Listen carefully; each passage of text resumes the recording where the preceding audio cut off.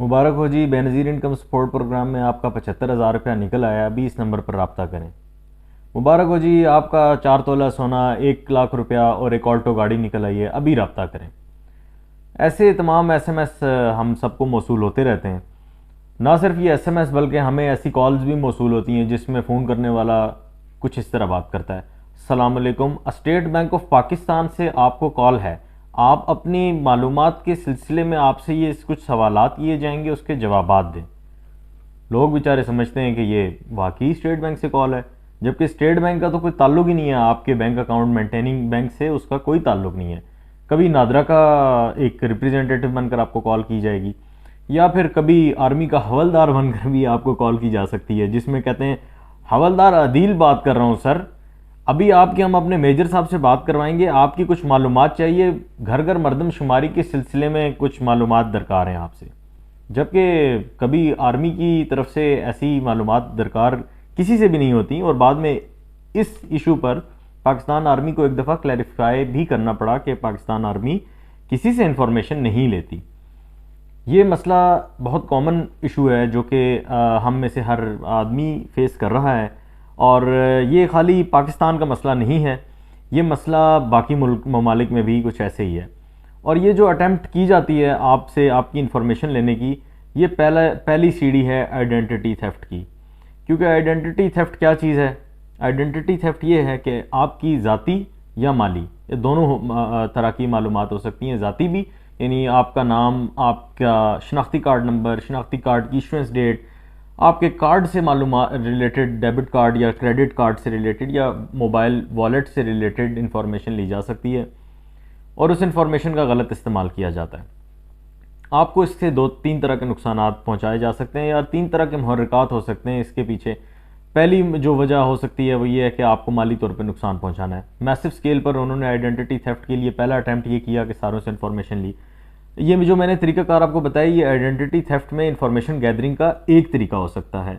लाजमी नहीं है कि आइडेंटिटी थेफ्ट के लिए यही तरीका इस्तेमाल किया जाए, बीसियों और तरीके मौजूद हैं। ये मिसाल देने के लिए मैंने अभी ये जिक्र किया कि एसएमएस आ गया, कॉल आ गई, सोशल मीडिया के थ्रू भी डाटा गैदर किया जाता है। आप जो बैंक स्टेटमेंट अपनी फेंक देते हैं उससे डाटा गैदर किया जाता है। जो आप अपना कार्ड रेस्टोरेंट में वेटर को देते हैं कि जाओ इसका बिल पे कर दो, वो कार्ड लेके जाता है, मशीन में डालता है, और फिर उसके बाद आपको आके कहता है सर पिन डाल दें। आप उसके सामने पिन डालते हैं और वो फिर चला जाता है, फिर आपको रसीद दे देता है। अब आपने उसको अपना कार्ड नंबर भी दे दिया, कार्ड की इशुएंस और एक्सपायरी डेट भी दे दी, सीवीवी कोड भी दे दिया, और उसके सामने आपने अपना पिन भी डाल दिया, तो पीछे फिर क्या रह गया? एक मोबाइल नंबर।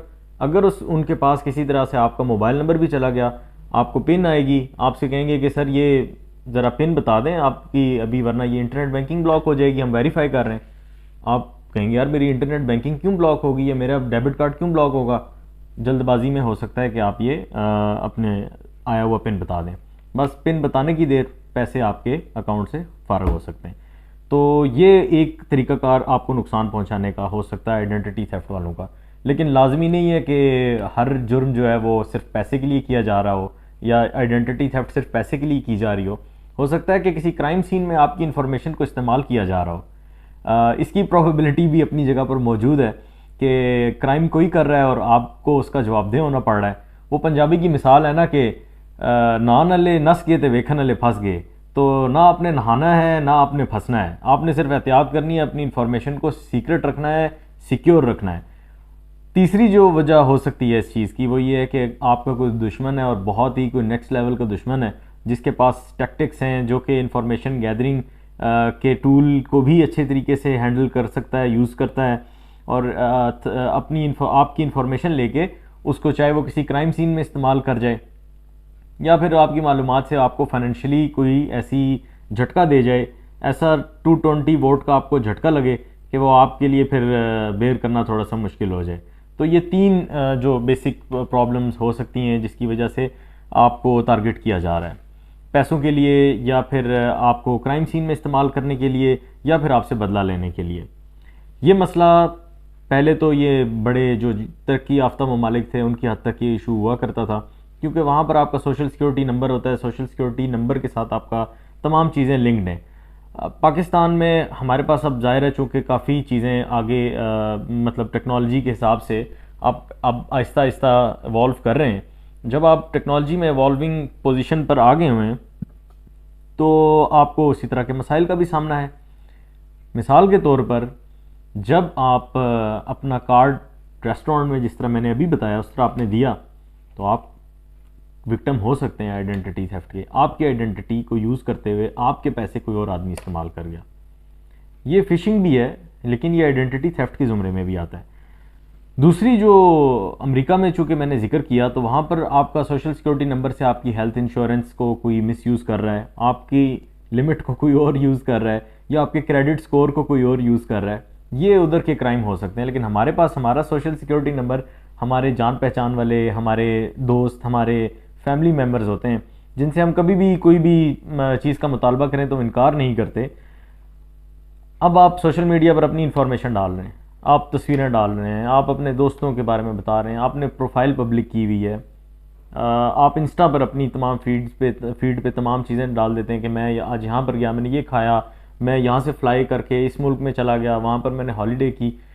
अब आपने तमाम के तमाम एक पैकेज आइडेंटिटी थेफ्ट वालों को बना के दे दिया। तमाम इन्फॉर्मेशन आपकी गैदर करेंगे, आपकी तस्वीरें इस्तेमाल करेंगे, आपके कॉन्टैक्ट्स को रब्ता करेंगे, चाहे वो मैसेंजर के थ्रू करें, व्हाट्सएप के थ्रू करें या किसी और टूल के थ्रू करें, और फिर रब्ता करके मुतालबा करेंगे कि यार 50,000 रुपया मुझे फौरी तौर पे दो, मैं हॉस्पिटल में हूँ, मैं तुमसे बाद में बात करता हूँ। आप कहेंगे यार मेरा इतना करीबी दोस्त है, इसको 50,000 रुपये चाहिए, छोड़ो बाद में पूछेंगे, पैसे ट्रांसफ़र। जो ही आप पैसे ट्रांसफ़र करेंगे उसके बाद वो खामोशी छा जाएगी।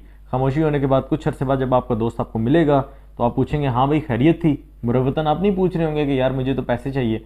वो बंदा आगे से कहेगा हाँ हाँ खैरियत थी, कोई मसला ही कोई नहीं। जब पता चलेगा बात आप करते करते फिर आप इस नतीजे पर पहुंचेंगे कि आप आइडेंटिटी थेफ्ट के एक विक्टिम हो चुके हैं।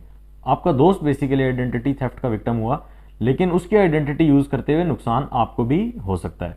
तो ये एक पाकिस्तान के अंदर जो इसका नुकसान हो सकता है वो मैंने आपको इसके शेयर किया।